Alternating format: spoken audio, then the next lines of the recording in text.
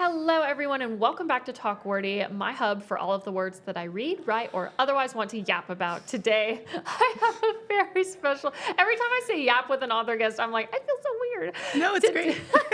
Today, I have a very special author guest on the pod. They are the New York Times bestselling author of young adult and middle grade, including the acclaimed Sidekick Squad, and most recently, Coffee Shop in an Alternate Universe. Please welcome C.B. Lee. Hello. Thank you so much for having me. I've been so excited to talk with you specifically because I think you are my only middle grade author at the convention, which is so cool. It's something new and different that I can't wait to discuss a little bit more in depth. Yeah. But what I like to do is a warm up with my guests. Okay. Normally, when we have more time, I like to debrief everything, what we're reading, watching, and listening to. But for the sake of time, tell me, are there any current like pop culture media hyperfixations that you've got hot on the brain these days? I just finished Automatic Noodle by I've never Annalee heard of Newitz. that. It's a novella. It's really great. It's set in a dystopian future where California has seceded from the United States, and it's the aftermath of the Civil War. But it's about a group of cyborgs that have Ooh. decided to open a noodle restaurant, and it's just great. It's like Annalee does the best sci-fi, and I just think their world is really fun. And it's a short read, but it's got so much heart. It feels very cozy if you like noodles, if you like robots who are fighting for their rights. It's such a funky combination, but it works kind of well. I want to go pick that up. You said It's it was a great. novella? Well, it's like a short novel. It feels like, I don't know the exact length, but it's a good short read. I enjoyed it. Noted. Not quite a short story, not quite like a super long novel, but it's great. Okay, I'm going to mark that down for when I'm super behind on my Goodreads TBR or my reading goal for the year. I'm marking it down as we speak. Okay, so let's talk about Coffee Shop in an Alternate Universe. So for our listeners that may be unfamiliar with your work, tell us a little bit more about the book. Yeah, so it's a YA cozy fantasy. It's about two girls, Brenda and Kat, who meet in a coffee shop and they hit it off. And in their super connecting first conversation, Brenda thinks that she's talking about D&D and fictional magic, and Kat thinks that she's talking about real magic. And so they have this great moment of connection. They set up a first date. And then on the first date, both girls think that the other girl has stood them up. But it turns out that they actually live in two different universes. And so in order to continue to date and, see each other, they have to travel between their two universes. So one universe has magic, cool. one is very much like our own. That's so awesome. So is it about them trying to bridge the gap to find each other again? Or? Yeah. The second time it happens on accident, and then they uncover this secret society that knows about the portals. And there's shenanigans. There's a dragon that becomes the size of a cat. There's a cat that becomes the size of a dragon. And yeah, it's really fun. I wanted to write something that felt like a warm hug. Yeah, I love that. No, I feel like the cozy genre, especially in fantasy, is really in its bag right now. It's been on the rise for a while. I've noticed it a lot more when I go peruse bookstores, which I love. What do you think it is about cozies that are just so magical for the reader experience and for the author? Yeah, I feel like everyone wants that warm hug right now, and it's fun, it's escapist, and it's also very comforting. And I think for me, the cozy genre isn't necessarily oh, there's nothing happening or there aren't any high stakes. There are obviously stakes, there's a story, there's romance, everyone does cozy a little bit differently. But I think what you know about it going in that is that everything's gonna be all right. That you know that you're going to feel good at the end of it. You might have some highs and lows, but you're going to feel good, and it's going to feel nice to just enjoy and take a break. And there's so much going in the world right now that taking care of yourself, I think, feels very it feels very intentional to be able to take that time and just enjoy. We're at a romance convention. It's so amazing to see so many people here who are hey, I'm finding my joy here. I love romance. I love books. And that it is important to just celebrate that and lean into that joy. Absolutely. Okay, so if your two leads in this book were coffee orders, what do you think that they would be? So shout out to Shio Coffee, which is a coffee pop-up in LA. They actually made Kat and Brenda into beverages. Oh my gosh! For my book launch, and they did. So Kat was a golden latte, and it, no, sorry. Brenda was the golden latte. She had espresso because Brenda's very high energy. She's got anxiety. She's type A. So she was the latte with like an extra shot of espresso, and it had like splash of turmeric, and it was very sweet and like warming and had honey in it. And then Kat was a lavender pea syrup with like a cold brew. And that was their personalities. I think what they would drink would probably be different. But yes, that would be them as their coffee. If their character personalities were coffee. I love that. Okay, so I want to play a quick game of rapid fire with you. I'm going to give you some bookish options, and there's no wrong answers. There's only your answers. But I do want you to set the record straight for yourself. Okay. Are you an ebook, physical, or audio reader? All of the All of the above. All What of the above. currently is what you reach for? I currently reach for, it's the vibe, right? Because if Yeah. I'm in the car, I'll listen to an audiobook, or if I'm working out, I'll listen to an audiobook. If I'm reading at home, I love having a physical copy. But like if I'm traveling, ebooks. Also, there's a time when like right before bed where I'll just pull up an ebook because I have like access to so many of them in my stash. Yeah. And they're all like I can read them on my reader or my phone. And it's kind of like, okay, I'm gonna close the large screen and open the small screen before I go to sleep. But it's nice to have that like comforting, like, oh, like the e-reader experience. It's just different vibes. They're all great. Right? And I also feel like the e-reader, something about it's like not OLED. I feel like it doesn't hurt your eyes as much versus like if you're on your phone. It does help me settle down, especially when I can put it in dark mode.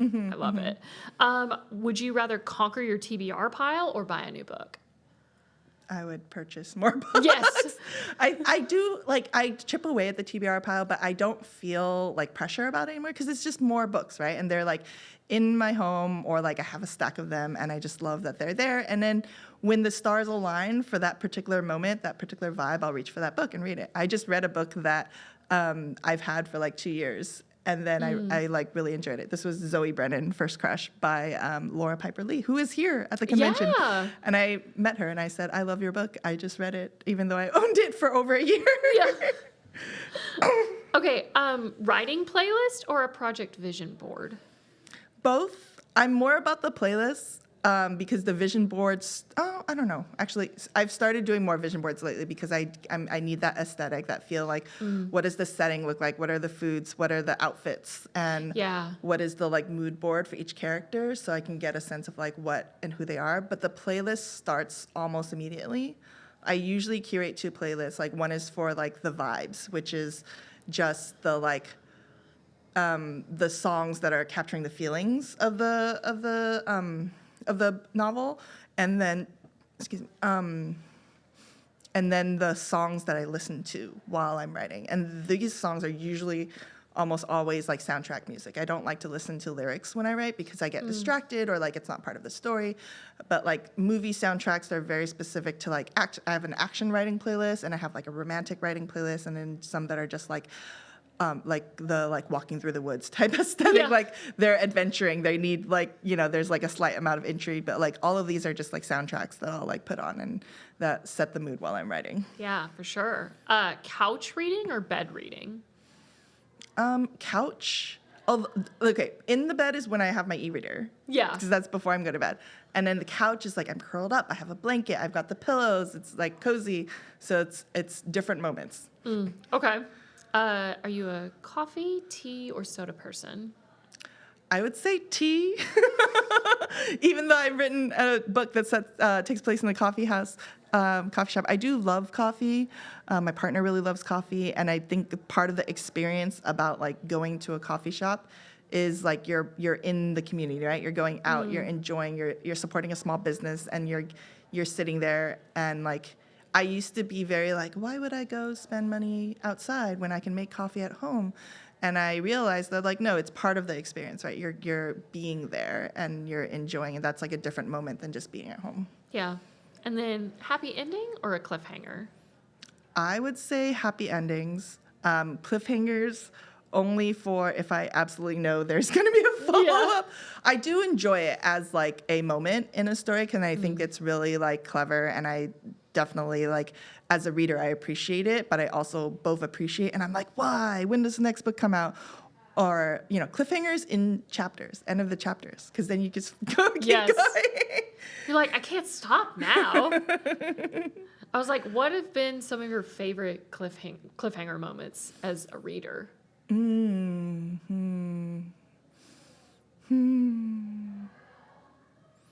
I think that's really hard because you don't,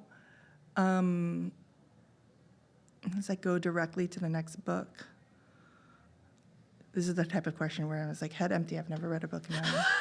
I know. I'm like, okay, if I were asked the same question, what would I say? Probably, okay, just because it was one of the most iconic cliffhangers in my reading experience and I was younger, probably Glass Sword by Victoria Aveyard, because the book had just come out. It was the second book. Book had just come out. I was on an airplane going on a school trip, and I don't even know what state I was in when I read the ending, and I was 17 and furious. It's like, what do you mean?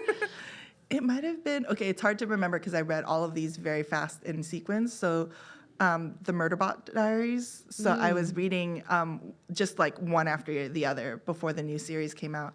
And one of them, it's not a great, like a super like solid cliffhanger, but it's just like, well, where are they going? Like, why would you bring, so it's, I think in sci-fi, a lot of people do this where you do see it in trilogies, especially where like one book ends and you're like, all right, let's go. Let's go. Hit the ground running. We're ready for book 3. Yeah, for sure. So I think every author at one point in their career always dreams of becoming a New York Times bestseller. What was it like for you hitting that milestone? It was really, it was really an honor, and I was very like blown away, especially with all the like reception Coffee Shop received.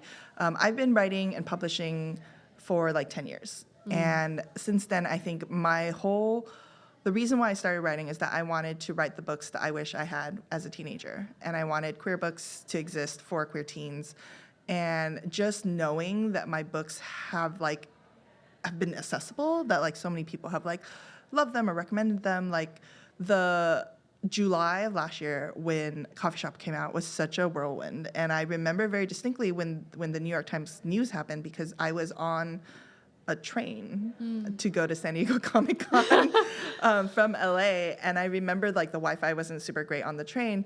So I was just kind of like listening to audiobooks and hanging out and like scrolling through my phone. And then,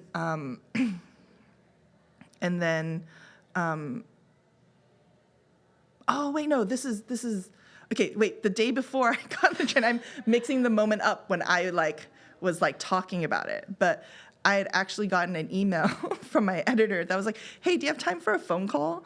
And I was like, what? Is everything okay? What's that? So, and then I was like, yeah, sure. And then like 15 minutes later, they called me and told me the book had hit the list.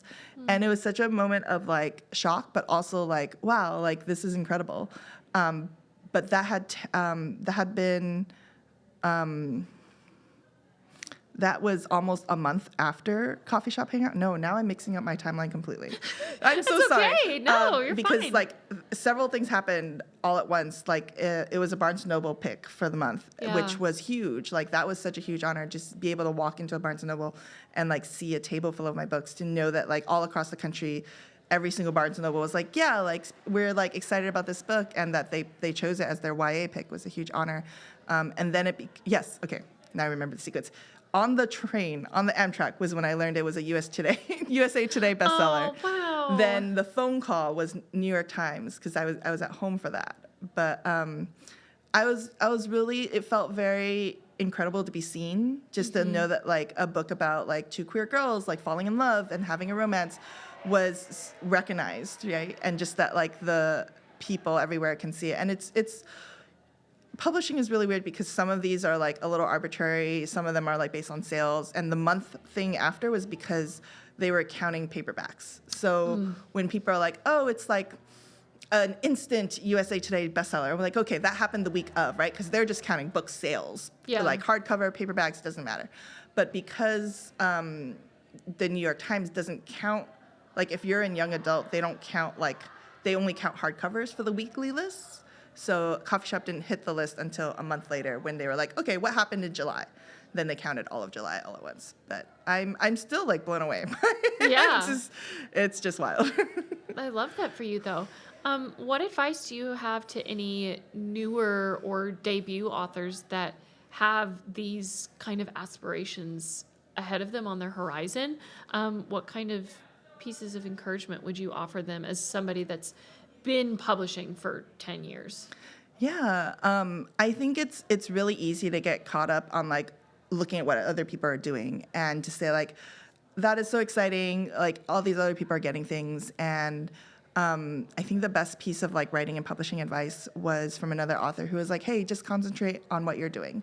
Don't compare yourself to other people because that's gonna, you're gonna start like feeling insecure, feeling bad because everyone is on their own journey. And like some people's journeys are going to be on different pace. Like this took me 10 years. It's not, nothing is ever instant. You know, everything is building upon itself.